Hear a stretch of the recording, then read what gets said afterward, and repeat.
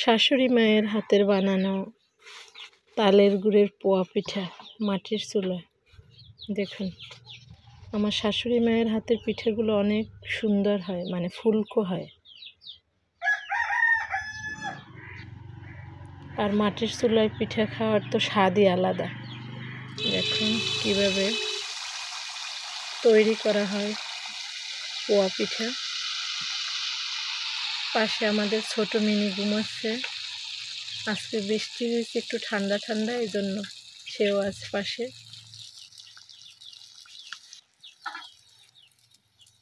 এই যে কত সুন্দরভাবে পিঠাটা ফুলে ওঠে।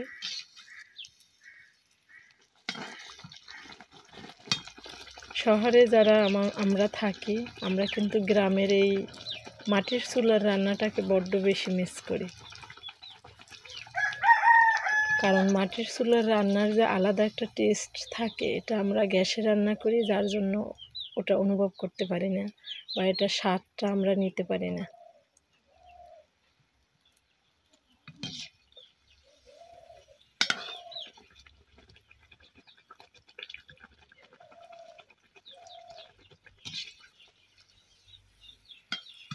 এই পিঠেগুলো কিন্তু আমার শাশুড়ি মা শুকনো চালের গুঁড়ি দিয়ে তৈরি করছে।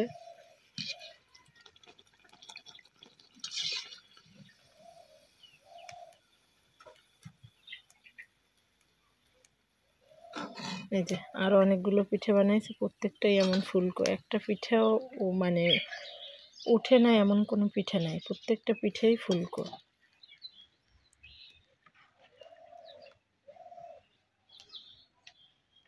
আর ওনার শুকনো গুঁড়ি দিয়ে পিঠে বানানোর প্রসেসটা এমন যে উনি আগে গুঁড়িগুলো ভিজিয়ে রাখে, এরপর শিলপাটায় বেটে নেয়।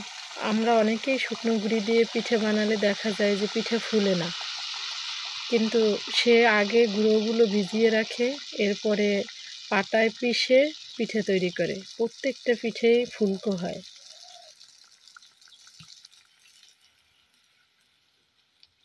দেখুন কত সুন্দরভাবে ফুলে ওঠে।